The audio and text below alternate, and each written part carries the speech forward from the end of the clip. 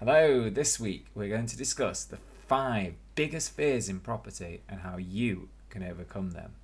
So, if you're a bit nervous and thinking about investing in property, stay tuned and we'll hopefully make you more confident and get you to start investing. My name is Gary Freeman. I'm a former commercial lawyer and now investor and financial educator. My name's Ronnie Freeman. I'm a property developer, designer and artist, and we are here to, I had to look at my notes for a sec, we are here to educate you on finance and investing, and we will start with our news story of the week. Okay, so in the past we've talked about how copper was getting more expensive and how materials for buildings were more expensive. Remember that poor guy who was doing his bathroom that cost him a lot more? So this week it's puppies that have gone more expensive. Oh, yeah, we discussed that the other day, did we? No, I was discussing it with someone else. Yeah, double the price. Actually, more than double. Is that because everyone's buying one over lockdown? Yeah, basically. So it was £800 roughly, I think it was 2019. And 2020 they went up to 1,800, so actually more than double. Wow. So there you go, start investing in puppies. Retailers are actually cutting. People must be really raking it in. Yeah, well, yeah. I don't really know why. Maybe we should breed. Maybe. But there's retailers have cottoned on, so you're now allowed in a lot more shops. You're allowed your puppy because they used to have to put puppies on lampposts and stuff. Apparently. Shops. Shops, yeah. H&M and others. Wow. So that's the good news. Well, the bad news is that it's now costing you double, but the good news is that you can go to H&M. Where else? And others, loads. So yeah, I don't know. I didn't look at the whole list, but I mean, okay, just don't know what a dog could get up to an H&M. No, well, there you go. Right, on to the main event, which is there's 5 real big reasons and fears why people don't invest. I think a lot of people are in the mindset that they know it's a good idea, they know it'll probably make them money in the long run. But they're just scared of investing in property. There's just things that put them off, and we want to run through some of those main things, and basically just try and make you a bit more confident in the whole process. So the first thing is the big house price crash, and this is the one obviously we talk about house 2007. price. Well, whatever. Well, yeah, 2007. But I think this is just more general that the people are thinking, right, it's going to be a crash. There's going to be a crash. There will be a crash. And there will be a crash. Unfortunately, there is the market does work in cycles. But I think everyone is so kind of concentrating on the big crash, and that's I think probably the number one reason why people don't get involved, because they're thinking, oh, I could invest, and then suddenly everything's going to go, and the prices will never recover, and I'll be doomed forever. And I think part of that is the media. We touched on that a few weeks ago, why the media kind of get it wrong. But they're there to sell papers or whatever online, and don't necessarily believe in that. And so the main reason, I suppose, why you shouldn't be that concerned about it is because what actually happens when the prices do crash. Now, we've never invested during a crash, but what do you think happens? So when there's a... What happens in what respect? So, well, exactly. Well, when the prices start to go down and you've got a buy-to-let property, what do you think happens? So, I'm only giving this answer because I've asked Gary, not because in previous months. So, if your property's tenanted, you carry on paying your mortgage, you carry on getting your rent, making a few hundred profit each month, and you carry on business as usual. Exactly. And so you see all those... Wait, but if your property's not tenanted, it still doesn't bother you. Not really, you should still get a tenant in, because actually, and we'll discuss the difference between sort of the rental market and the property price market in another episode, but it doesn't really make much difference to your everyday... All that's kind of bruised as your ego, like, yeah, I could have got that house for a lot cheaper. I think so. Yeah. Basically, that is until your day to day running right. The problem. There is something else, but okay. but that really is kind of it. As long as you're still making profit on that property, I think the one probably misnomer is that misconception that is that the mortgage companies will come along and take your property from you. Yeah. And that does happen because people go bankrupt during crashes. Yeah, because they might be kind of over leveraged. So you might have heard a lot about the subprime, and essentially all that happened back in 2007. There's a lot of people were taking out mortgages at 100% loan to value. So the house is 90,000, they would take out a mortgage for 90,000, and you're probably thinking, how did the banks ever allow that? But that's just Sounds glorious. kind of, They've got but not. 100. And that was some people were doing. They were just snapping, just basically buying and buying because it was like a free house. But the problem is that they were what they call overgeared. So they had too much debt, and actually those properties weren't actually making any money. So because the prices were going, But why weren't they making money? they weren't, because the prices were going up and up and up. Yeah. The actual mortgage payments were more than what they were getting in rent. Quite simply. So when the prices started to fall, Right. they were in negative equity. They had no money to start. Didn't have any spare cash to pay the mortgage, and the mortgage companies at that point said, "Right, you're defaulting. I'm now going to take them back from you." So that there is a possible concern with the house price if you're buying too many with too much. So debt. all you need to do is you research to figure out that rent will cover your mortgage with excess. Yeah, exactly. That even if interest rates go up, and it's called a stress test, but even if interest rates go up, then you will still be able to cover your mortgage. You've got enough money to cover it, so that even if there's a price crash, it should not affect you. You should not have to voluntarily sell your house or be forced to sell your house because you can't pay the mortgage. And as long as you're in that position, then all this news about house price crashes doesn't really matter. Okay. Boring news. Yeah, and it's not actually even as bad. So that's the main bit, but the secondary bit is actually when it does crash, it's not probably as bad as you might think. Now, I might have told you this before, do you know what the average house price drop was in price? So from top to bottom. Average. Yeah. What percent? In percent. 25%. You see, this is the thing, right? Only 15% on average. So there would be some areas that were 25%. I think probably the cheaper areas, but the norm across the board was 15%. So it's not actually so bad. It's not life changing. It's annoying. No, it's annoying, and you don't want to be buying in there. And hopefully you'll follow us and subscribe and like, and you'll actually start to realise there is a market cycle and when you can start to time these things. We'll tell you when not to buy. Yeah, but even know. if you were to, then it's only 15% drop. And if we're talking about £100,000 house, then you're only talking about that loss of 15,000. I say only, it's obviously an awful lot of money, but it's not. If you're investing in the long term, that price will, or if history's got anything to show, will recover. It might take 1 year, as it probably will in London, 2 years to recover, or 12 years if you're investing in Rochdale. No offence to anyone from Rochdale tuning in, but it probably will take an awful lot longer, but it will get there. Okay, so that's why you shouldn't be concerned about house price crashes. So relax. The secondary reason, and it's very much linked, but is that fear of the actually. Secondary reason of what? Why the second fear of investing in why people don't invest in property is because I think they're concerned that they're overpaying for a property, and it's sort of to do with the market cycle and that it will crash, but they're actually concerned that, how do I know I'm going to get the right price for this? So they might see a property listed for 100,000 and they might think, that might be too much, I'm scared, like maybe it's only worth 90,000. And I think the answer... Well, if it was, you wouldn't get a mortgage now. Possibly, but actually the mortgage company might just see the asking price at 100 and just say, yeah, okay, we'll value it that. They probably won't do that much research, especially if it's just your standard property. So yeah, that is one kind of mechanism to stop you really overbuying. So I think that is a good point. It should mean that you're not overpaying by, a 20%, let's say.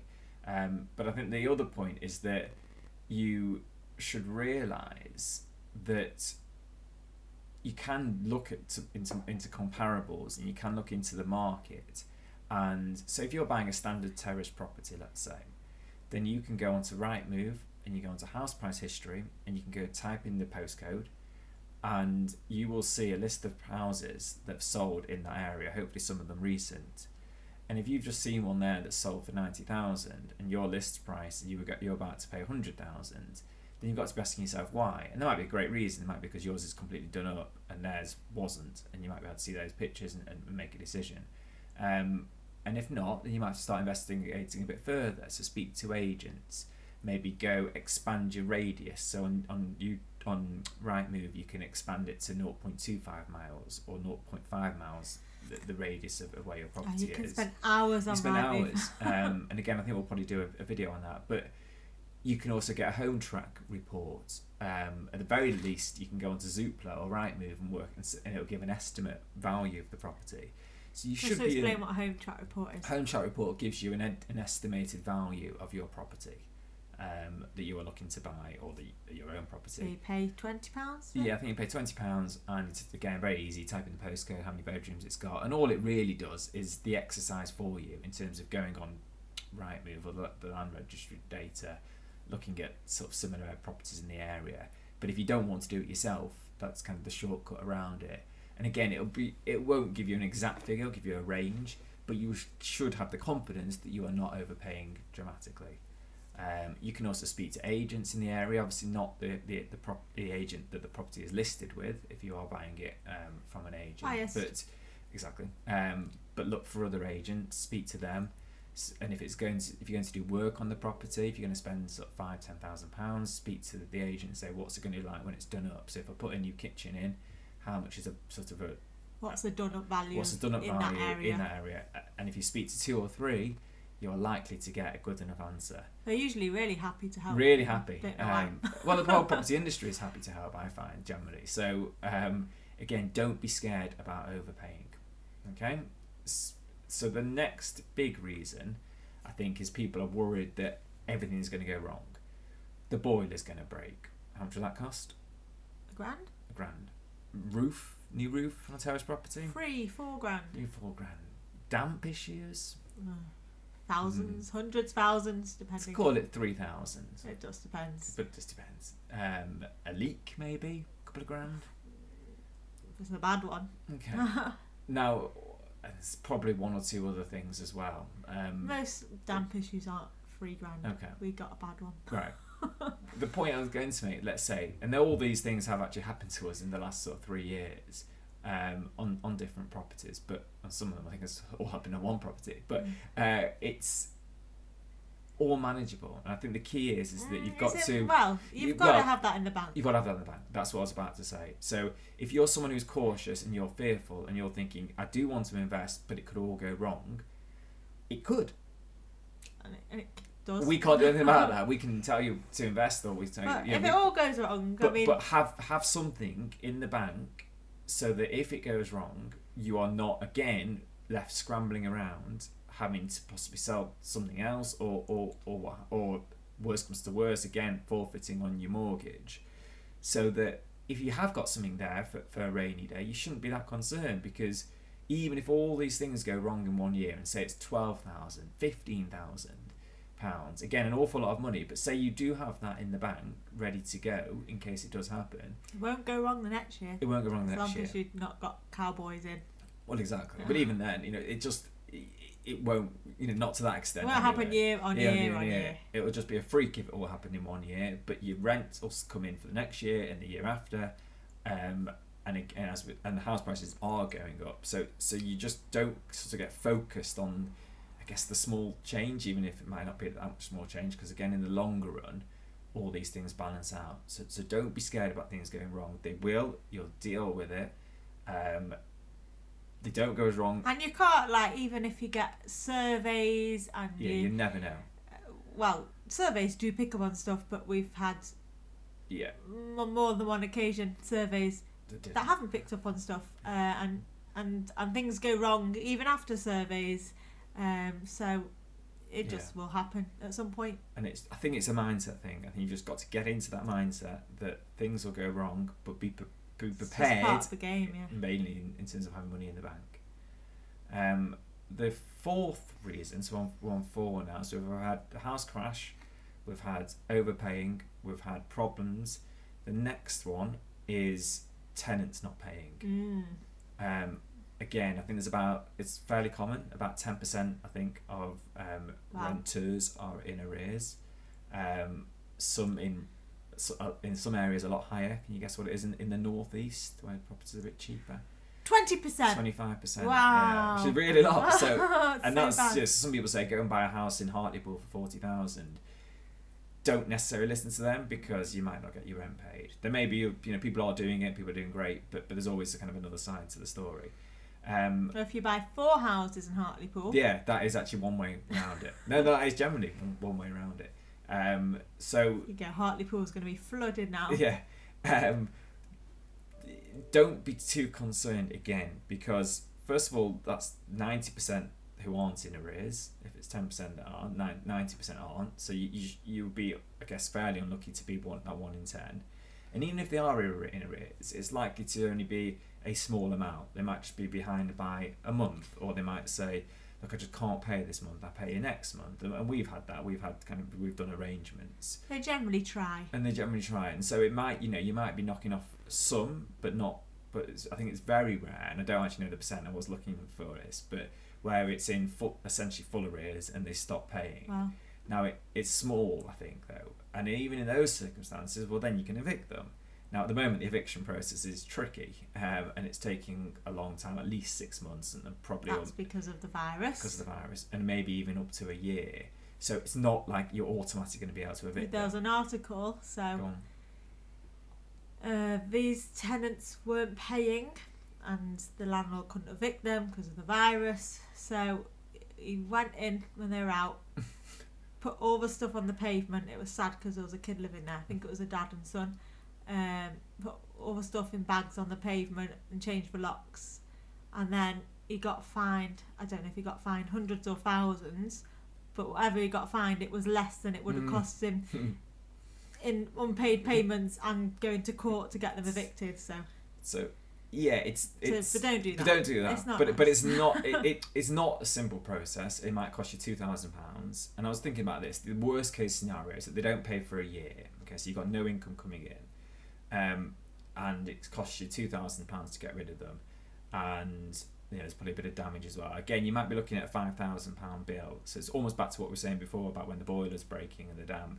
Have some money in the bank, because if you do have that again, it won't be a pleasant scenario for the tenant not paying. I'm not saying it's going to be, but you'll be unlucky and you'll get over it. And once that tenant has gone, then it takes, on average, do you know how long to fill a void property, just a normal regular? 2 months. 16 days Wow. is the average. So you'll be able to get a new tenant in, That's hopefully. amazing. Hopefully get a much better tenant that will be in the 90% and not the 10%, and will pay on time all the time, and you'll forget about that. And tenant. what do you do with tenants? You check the what? You get credit ratings referencing, so it should never happen. Hopefully you'll meet them, or your agent will meet them and get a vibe, a feel for them.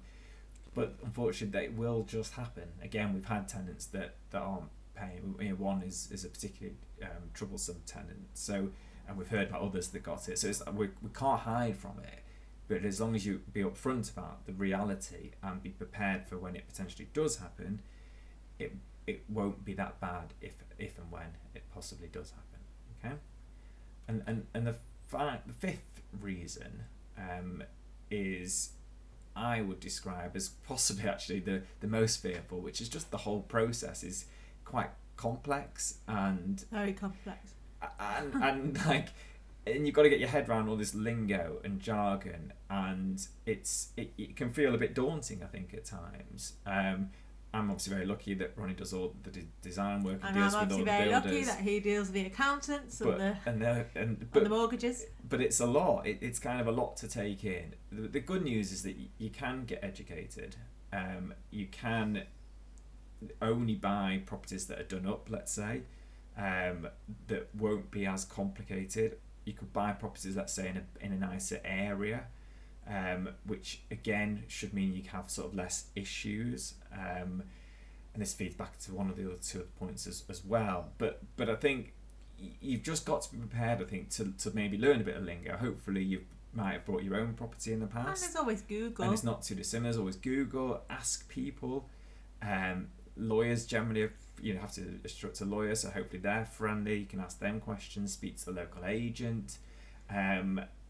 I think you can get there. It's baby steps, and I think at times it will feel... And after you've done your first... Exactly. I mean, yeah, the first HMO I was doing up, I had a few weeks where I just had a lump in my throat constantly. I was just... It was stress. It can be difficult, and I think the solicitor's asking you stuff, and you might not know, but just don't be scared by not knowing. I think it's okay to not feel... The only way to learn is doing it. Yeah, I mean, the best way to learn is doing it. Do get educated, do read books, do follow people on YouTube, but you won't have all the answers.